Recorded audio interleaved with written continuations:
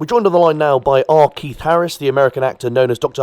Carson in AMC's The Walking Dead, who is also starring as Tom Williamson in the upcoming Shifting Gears movie. First things first, Keith, thank you very much for joining us. How are things with you?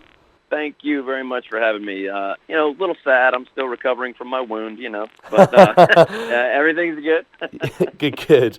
Let's start with The Walking Dead before we move on to your film that's coming out. Were you a fan Sure. of the show or the comic before you landed the role, out of interest? I actually wasn't. It's kind of funny. I actually avoided watching it for a while, and I had auditioned for it a couple of times before I started watching the series. And I was like, okay, man, if I've auditioned for it a couple of times, I better give it a shot. I watched the first episode of the first season. The first season's only 6 episodes. And I'm going to tell you what, man, it just grabs you by the collar and yanks you in. And you're just like, okay, I'm in, I'm done. So technically I was a fan before I was booked on the show. Do you think you'll still watch it now that Carson's been killed off?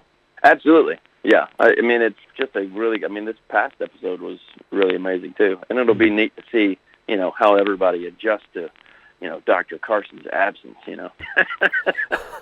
I spoke to Lou Temple yesterday, who plays Axel on The Walking Dead, and he was telling me that he auditioned previously for the role of Daryl, for the role of Merle. When I was chatting to Josh Michael, he also said that he'd auditioned for the role of Gavin. Was there any part that you went for or wish you could have played if you hadn't have got the part of Dr. Carson? No, I auditioned for some stuff that was set.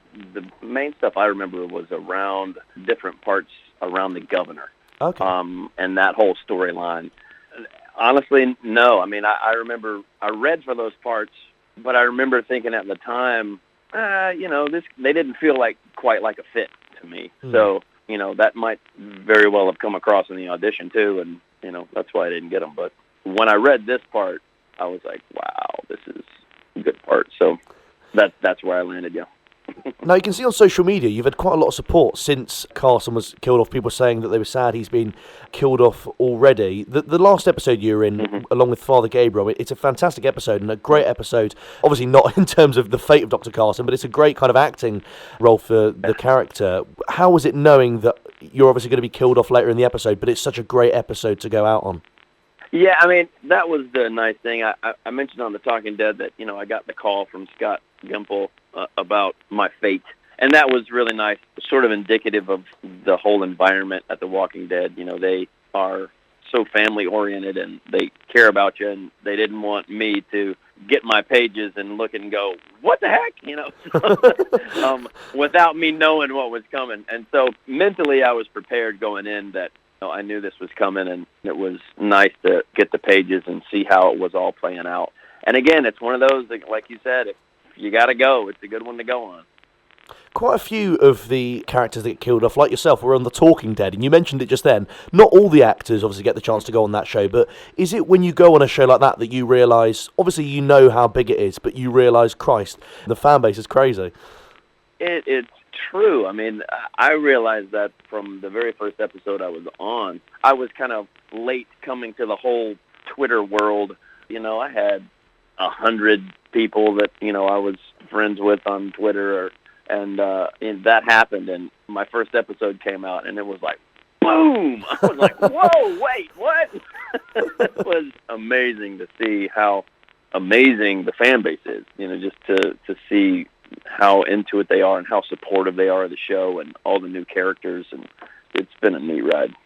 Sticking with Dr. Carson, you're not the only Dr. Carson on the show. There is also Dr. Emmett Carson, who's played by Tim Parity, your brother in the show. I saw he tweeted you after you got killed off saying, what would the world be with no Dr. Carsons? Rest in peace, brother. Did you ever actually come across him in the show? Did you ever meet on set? Because you're not really in any scenes together, are you? No, we're not in any scenes together, but it's funny. I've known Tim for years. We have run in very similar circles, the Southeast acting world, and so I knew him for years. It was just neat to see. When I was cast, I knew from doing my research, I knew through the graphic novel, I knew that I had a brother, but I had no idea who was cast in it until I actually saw who they cast and watched an episode. Is it difficult to bite your tongue when you know that you're going to be killed off or your character's no longer going to be on the show, and a lot of fans are asking you all the time, what's going on? Oh, man. Yeah, dude, that can be difficult because technically I'm not killed off until the episode airs, so it's funny, even the week of, people like, have you been killed off yet? I'm like, not yet. No, I have not. I've not been killed off yet. And lastly, So, yeah. Keith, just want to ask you on The Walking Dead, what particular actors did you enjoy working with most on the set? I mean, we hear the headlines. I know you worked obviously very closely with Father Gabriel, but were there any actors in particular that perhaps don't get the headlines that you particularly enjoyed working with on your time on The Walking Dead? There was actually another friend of mine, Brett Gentile. He played Freddie on the show. He was another Hilltopper. He came on the same time I did. He's a great guy. James Chin, he plays Kai on the show. We all kind of came on at the same time. Peter Z came on. We all came on about the same time. And so, of course, all being thrown into this gigantic universe at the same time, there's a certain bond you form, just trying to go, whoa, wait a minute, what are we doing here? and just getting used to the environment and the scope of production, because, that moves fast and they grind it out. It can be a hard set to work on in the Georgia heat of summer. Yeah, no, I bet. So, of course, there's that kind of bond that forms there. But also, Lauren Cohen, she was great to work with. I had several scenes with her, and she was just a real sweetheart. Yeah, so I would give those with the core folks, I guess. Moving on now, Keith, I want to ask you about your new film, Shifting Gears. Now, you star as Tom Williamson in this. You also wrote it, of course. Can you tell us firstly about the character of Tom? Because it seems from the trailer that he's been a bit obsessed with his work for quite a long time, and his kid isn't that happy with it. But do you want to just tell us a bit about the character itself? Yeah, Tom got out of high school, estranged from his father, and he went to work at a big box store called Quality Mark. And he started out in the stockroom, worked up to section manager and floor manager and store manager, and sort of worked his way up the ranks, and is poised for a position at Southeastern Regional Manager at corporate, and comes to find out that he has to have a 4-year degree, and he doesn't have one. So he gets passed over for that promotion. And because of his history with his father, he is dead set on making college a reality for his kids, and in particular, his firstborn son. His son just wants to go to community college and do the mechanics program and, be a mechanic. He just doesn't want to hear that. And so that's sort of the foundation of the tension. As I said earlier, you wrote the film, and it seems to be doing very well. The trailer looks absolutely fantastic, I've got to say. And as I saw, it was trending at one point on most popular on iTunes, the trailer. I saw you tweet about that as well.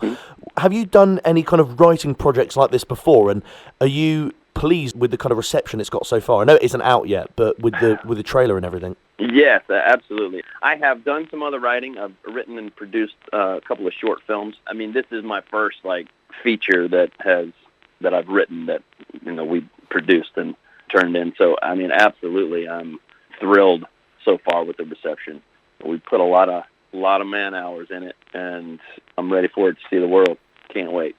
It's interesting. We chatted to Lenny James a couple of weeks ago, and he's just written his new series, Save Me, in the UK. And he said while he was writing it, he obviously knew he wanted to play the part of Nellie, which is one of the main characters. When you were writing Shifting Gears, did you always think, I want to play Tom, I've written this, that's the character for me? When you were writing it, was that always going through the back of your mind?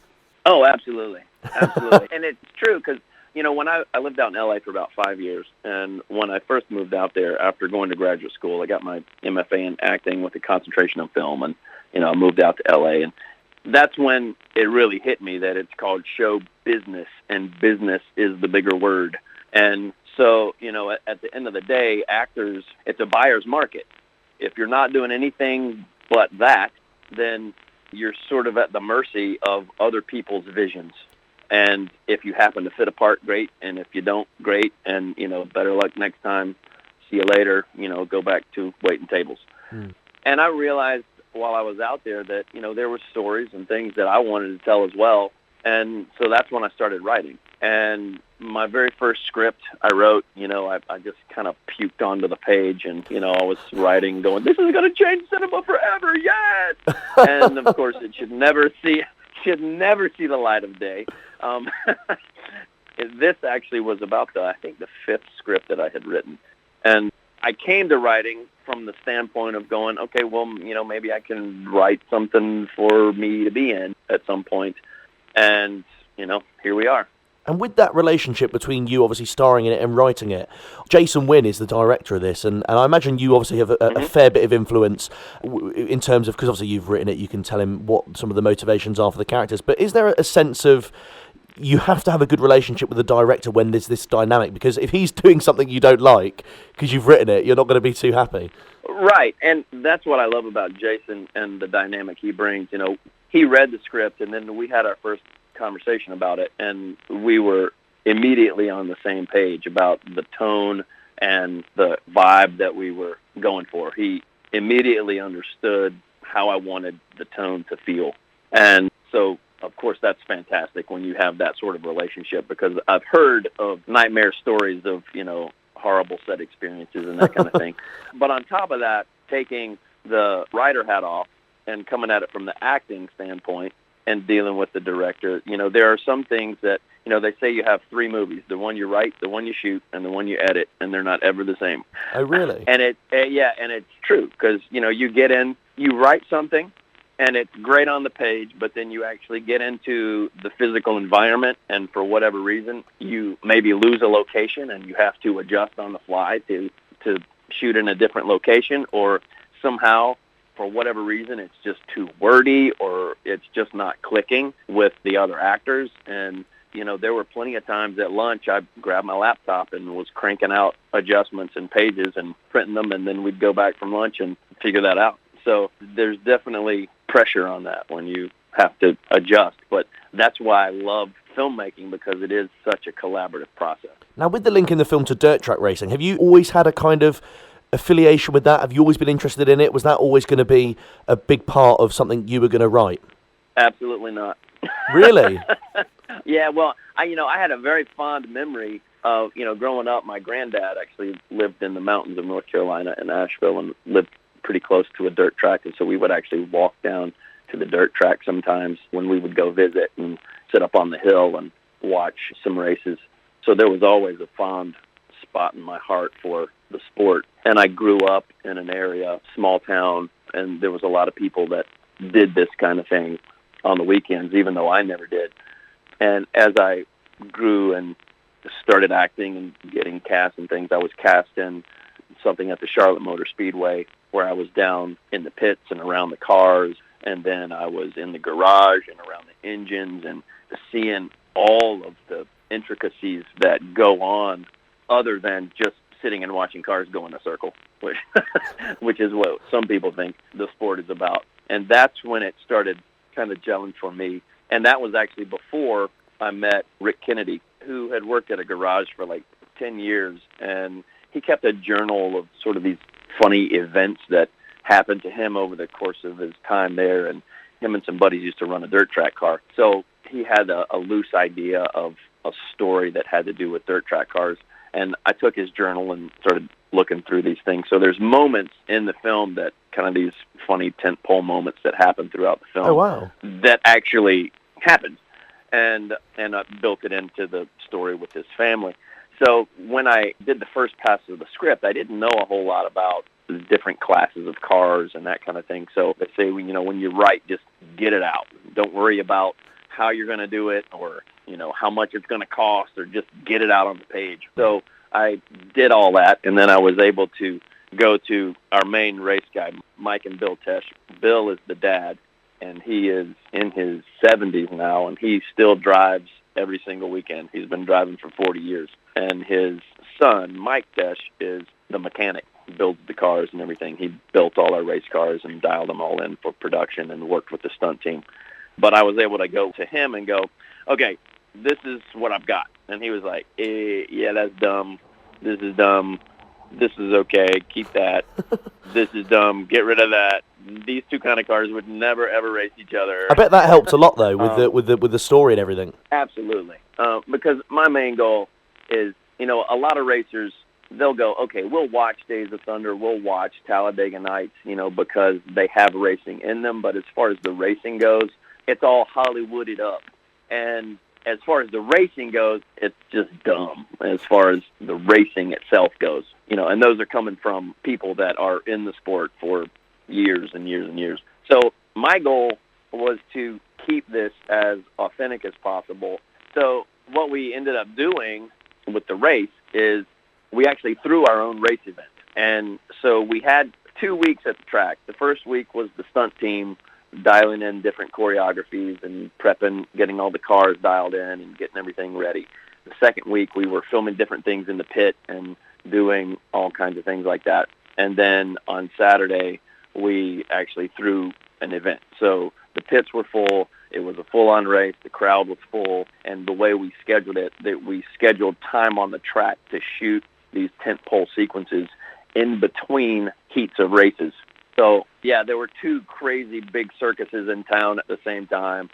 And then our 2 hero cars, the drivers that owned those cars, actually had to qualify for the main race. So it would have been really bad if one of them didn't qualify or if in the course of the race one of them was put in the wall or like wrecked and had to drop out. So, you know, we were taking a pretty big chance doing this, but we were really confident in the 2 drivers that we had driving for us. So it ended up working out, and we got some amazing footage.